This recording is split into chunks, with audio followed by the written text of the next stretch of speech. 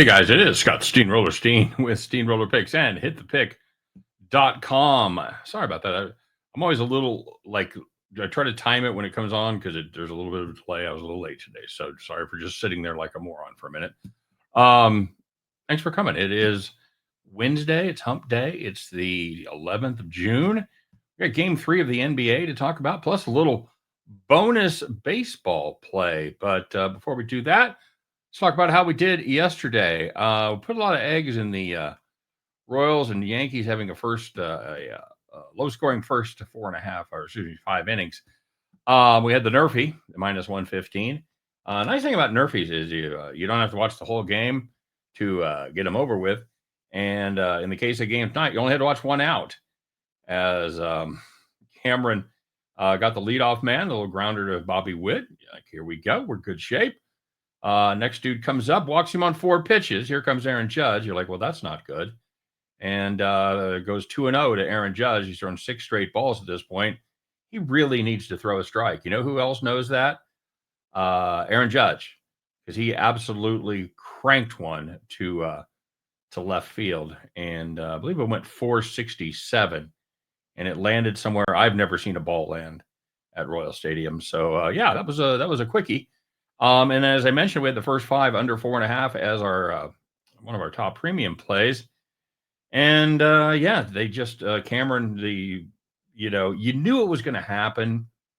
Just really hoped we could get one more start out of him. You knew the kid wasn't going to go, 14-0 with a sub-1 ERA. Had to get dinged a little bit, and they picked tonight to do it. Fried was good. He went 7, gave up 2 to the Royals. And and that's with him, giving him shit to hit, because when you're up like that at that point, you're just trying to have him, you're just trying to not put extra guys on base with walking them and shit. So anyway, we also had Cincinnati plus 102. That was good. We had Oakland plus 146. Nice dog with Spence going against Siriano, and surprisingly, that was a very well pitched game. But for about the 9th day in a row, good plus money play goes up in smoke in extra innings. This time, the Oakland A's lose 2-1 to the Angels. Yeah. All right, so let's see what we got cooked up for today. First of all, let's talk about the NBA, and I gave out the side as a premium. And guys, these totals are just too tight. It's just you're just right around 229. You're somewhere in the 228 to 231 range, and it just makes it a little too squeaky at this point. So we're going to do player prop. We're going to go Tyrese Halliburton over 17.5 points. In the playoffs this year, he has hit this number in 5 of his 8 home playoff games, and he shot very well. He scored some points in Oklahoma City. Scored 14 and 17 in those 2 games. And they need somebody to step up. Everybody has been contributing. Everybody's been doing a good job.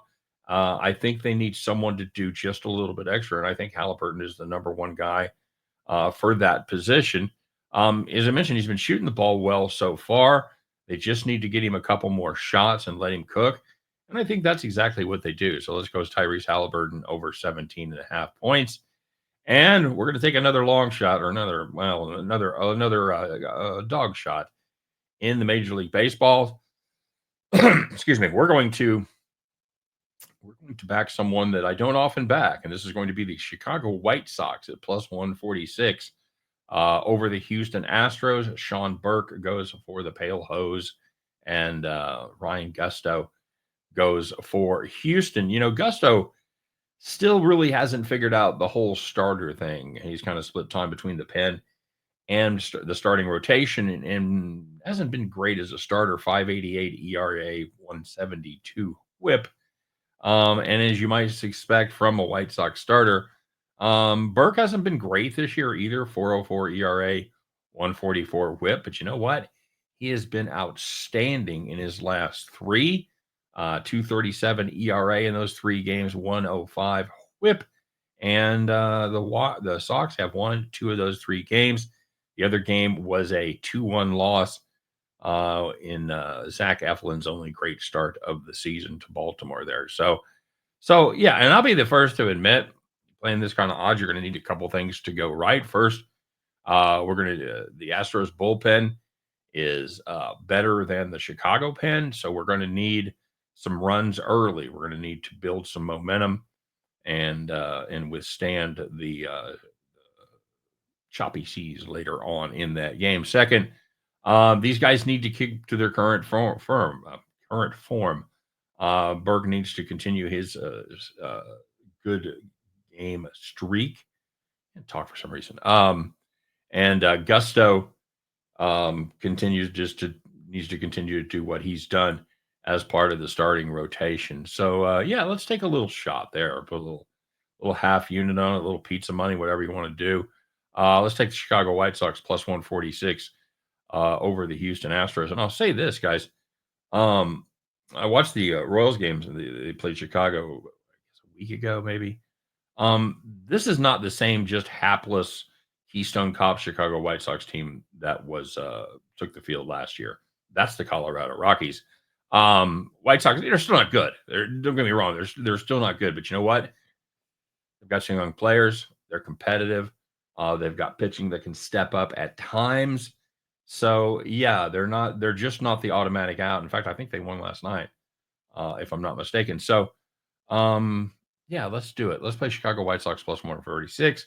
And then later in that night, we'll play Tyrese Halliburton over 17 and a half. At the end of those two, you guys can join me as we pick up our winning tickets and head back to the window. All right, guys. I appreciate everybody stopping by.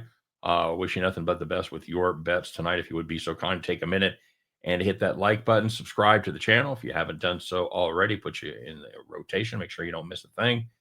And please, please, please put your plays in the comment section. Let me know what you're on today. What are you playing?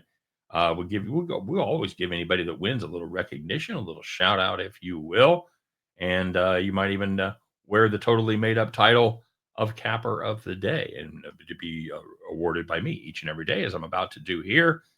Wasn't a great day for the comment section. However, there was one young fella that stood head and shoulders above the group. And this is a case where the early bird gets the worm. Dude's always one of the first to watch the videos. So, Justin, I don't know if you get up early or sleep late, or if you're in another part of the world, but yeah, I can just every once in a while, Bronco Devil will ace out, but you're usually right there. So anyway, Justin had a very, very good day. He had the Cubs over 4.5 at minus 120. Had the D-backs game over 8.5, and he had Rooker with the A's with an RBI plus 135. And I have to tell you, when I was getting ready to look these up, I knew the A's had been beaten 2-1. Like, well, that's probably a loss.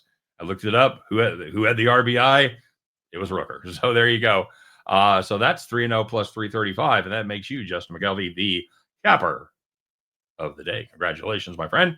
And yeah, let's go out there and have a little fun, make a little money, and win, lose, or draw on this double play. We'll be back tomorrow to talk all about it. Take care. We'll see you.